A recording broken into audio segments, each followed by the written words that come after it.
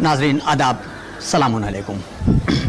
ہندوستان کے شہر اعظم لکھنؤ سے علامہ ڈاکٹر ضمیر اختر نقوی صاحب کی وفات کے اوپر اس تعزیتی پروگرام کا سلسلہ جاری ہے۔ اس سلسلے کو اور آگے بڑھاتے ہیں، ہمارے ساتھ موجود ہیں سلطان الذاکرین ذاکر اہل بیت علی جناب مولانا شفیق حسین شفق صاحب۔ علامہ صاحب کی وفات کے اوپر آئیے ان سے جانتے ہیں ان کے تاثرات۔ بسم اللہ الرحمن الرحیم۔ تمام تعریفیں اس پروردگار کے لیے جو رحمان بھی ہے، رحیم بھی ہے، عالم بھی ہے، علیم بھی ہے، حاکم بھی ہے، حکیم بھی ہے، خالق بھی ہے، خلیق بھی ہے۔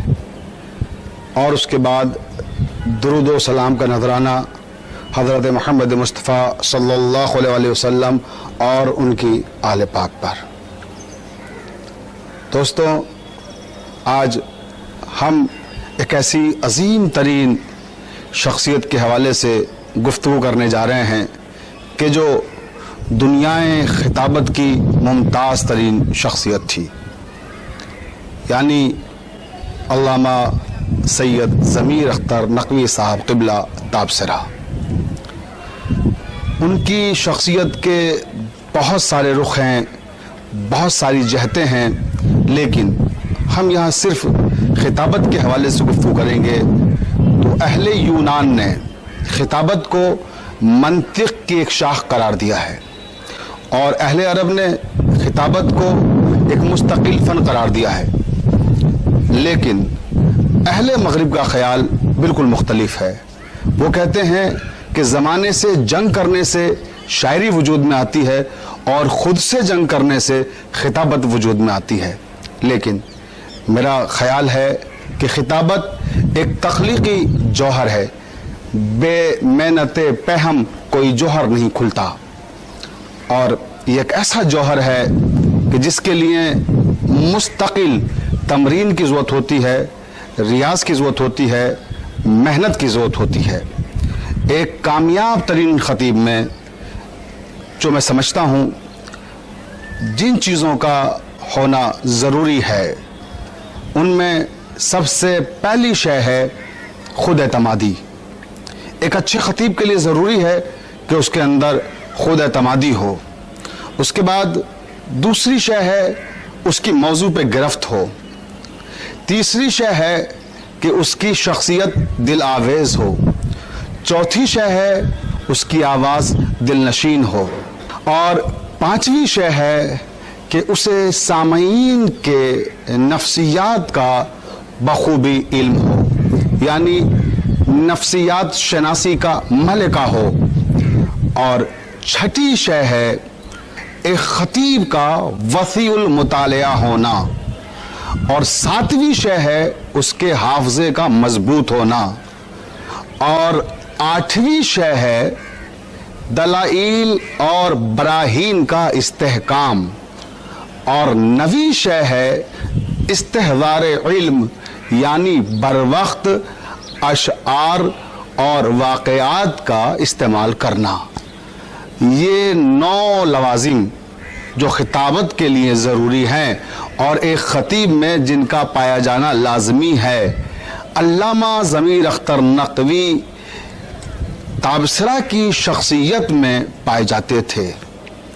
یہ ساری خوبیاں ایسی ہیں جنہی نے علامہ ضمیر اختر کو معاصر عہد کا نہ صرف یہ کہ ایک کامیاب خطیب بنایا تھا بلکہ ایک عظیم خطیب بنا دیا تھا۔